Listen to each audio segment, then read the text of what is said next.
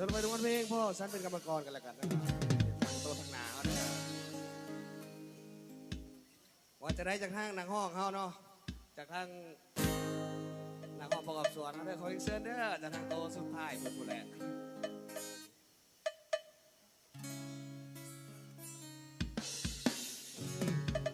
อินเสิร์ตเนาะว่าจากไหน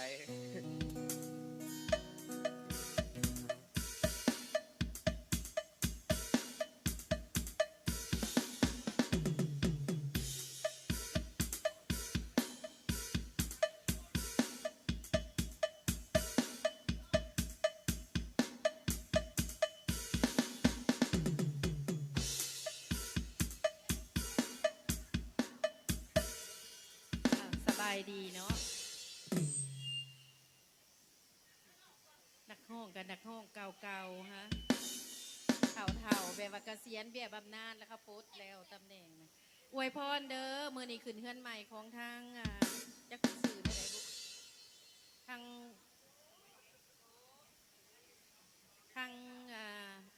ฐานโกเนาะให้ร่ำให้รวยเบิดทุกคนมาร่วมในงานนี่ก็ให้มีสุขภาพแข็งแรงให้ร่ำให้รวยเบิดทุกคน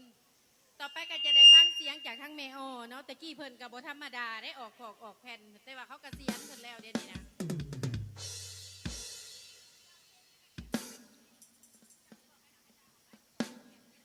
ตำแหน่งแล้วน้องฮักกัน18 ปีเนาะแต่ได้กระทนฟังเอาแล้วว่ะอวาสนา4เพิ่นว่า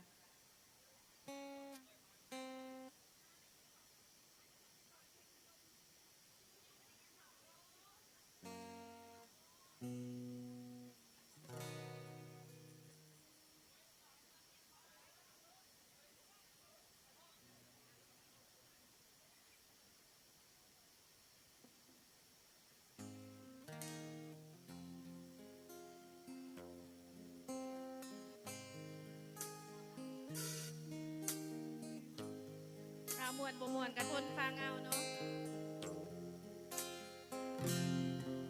ขอให้ร่ำให้รวยเบิดทุกคนไปต้มมือก็ขอให้รวยบ่ต้มมือก็ขอให้รวยเนาะ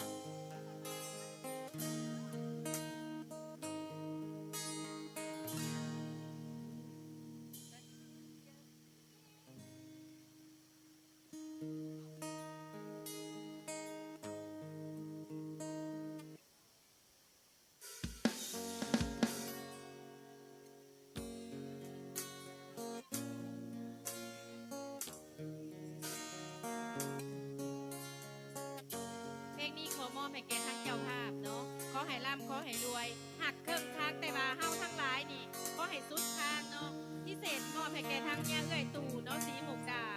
ครบ